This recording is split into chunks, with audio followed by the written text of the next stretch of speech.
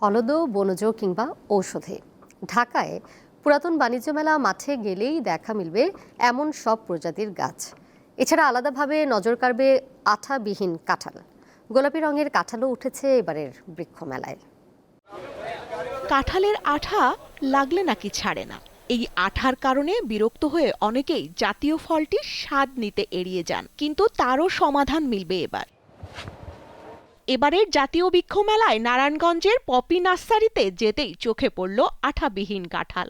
চারা কিংবা ফলসহ গাছ কিনতে খরচ পড়বে ৩০০ থেকে ১০০০ টাকার উপরে। থাইল্যান্ডের কাঁঠাল আঠাবিহীন, কাঁঠালটা খুবই সুস্বাদু এবং আপনার কাঁঠালটা খাইলে আপনার হাত টিস্যু দিয়ে মুছতে পারবেন এবং ভিতরে গোলাপি কালার, খুবই সুস্বাদু জিনিস।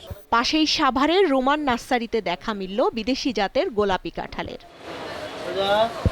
আরেক নার্সারির সামনে ঝুলছে পাকা আম। জাপান, ভিয়েতনাম, থাইল্যান্ডের চ্যাংমাই, মিয়াজাকি, ব্রুনাই কিং কিংবা কিং অব চাকাপাত সহ বাহারি জাতের আম মিলছে বৃক্ষ মেলায়। এরা আছে মিয়াজাকি, আর আছে আপনার বেনালা ম্যাঙ্গো, মচনক, এগুলো আড়ি হলে খুব পাতলা। মেলায় এসে মোটামুটি ঘুরে বা সবকিছু গাছপালা দেখে আমরা মোটামুটি একটা আনন্দ ফিল করছি। এখানে 50 টাকাতে শুরু করে আপনি সর্বোচ্চ 50,000 60,000 টাকা দামেরও গাছ আছে।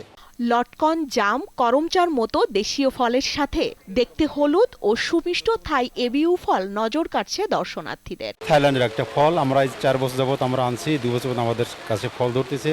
ফলটা খুবই সুস্বাদু এবং মিষ্টি, রসালো। যদি কোনো কাস্টমার নেয় সে খুশি হবে ফলটা খাওয়ার পরে। বৃক্ষ মেলার স্টলগুলো যেন একটি ফুলের উদ্যান। দেখা মিলছে বাহারি ফুলেরও। ঘর সাজাতে কিংবা পরিবেশকে মনোরম করতে ইনডোর প্লান্টের চাহিদাও বেশি। আমার এই জন্য যে অর্কিড খুব পছন্দ করি, আর একটা নার্সারিতে এতগুলো ভ্যারাইটি পাবো না আমি, যেটা নাকি আমি মেলাতে পাচ্ছি। বৃক্ষ মেলাতে নরমালি অন্যান্য নার্সারি থেকে যা দেখলাম গাছের দাম তুলনামূলক কম। কম্পারেটিভলি আমার মনে হয় খুব যে কম বলবো তা না, অ্যাজ ইউজুয়াল যেমন আমরা কিনি অমনই আমার মনে হয়েছে। মেলায় এবার মোট 92টি প্রতিষ্ঠান অংশ নিচ্ছে।